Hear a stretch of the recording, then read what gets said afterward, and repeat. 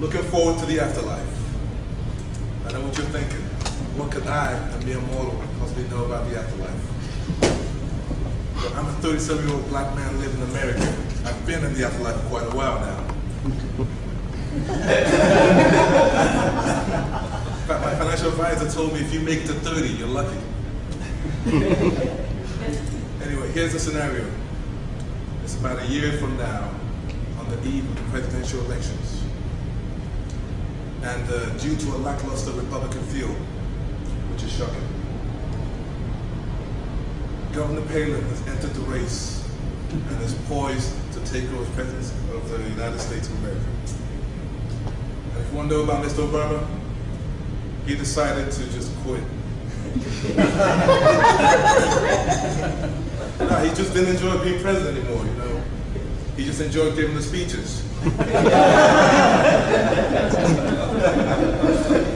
So he actually wanted to be president of his local Toastmasters organization. So that's what he wants to do. So to stop this event, because people realized that mankind couldn't sink this low, have a Palin presidency, it just couldn't happen.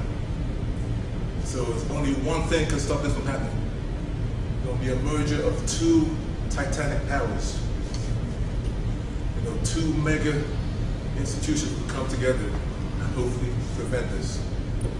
Because not since George W. had 2 terms could mankind sink even lower than what we have now. Now, I know you're thinking, what could these two entities be? Well, it wasn't AT&T, and it wasn't Verizon, not even Google or Facebook, not Apple or Microsoft. It was the sun and the moon had to intervene.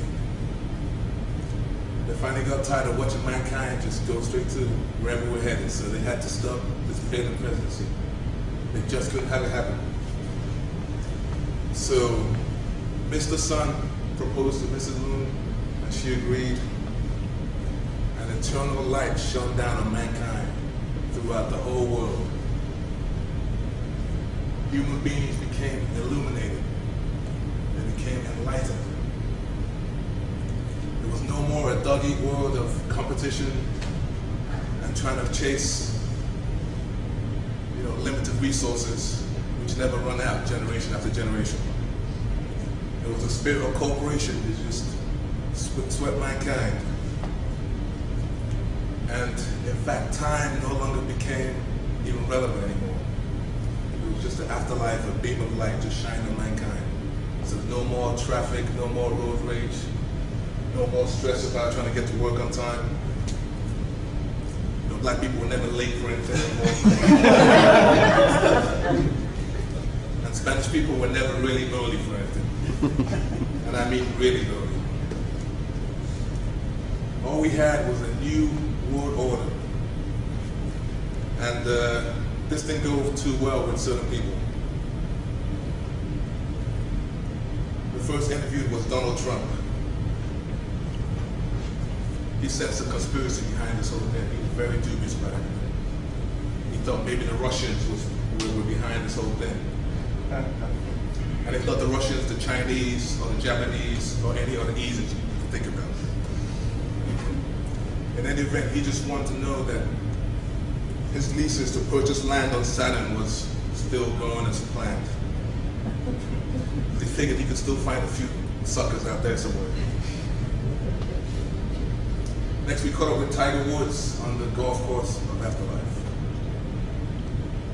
Poor Tiger was confined to playing the same hole day after day, every day for Afterlife. Like Gloomy Tiger said, it reminded him of his first year of marriage.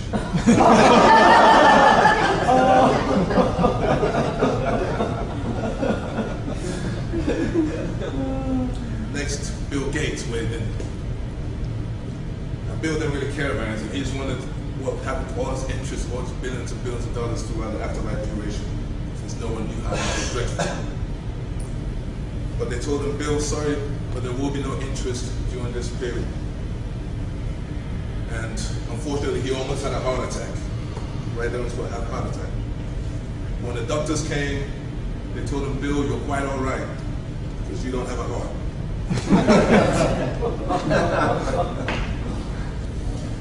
Next, we caught up with George W., who began this whole debacle.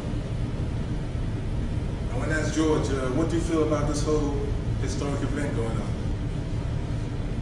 He just said, well, I told you I was going to have a historic and symbolic presidency. But I told him, George, your presidency was deemed the lowest in mankind ever. Well, he said, I got 2. Daddy only got 1. So what does that make it?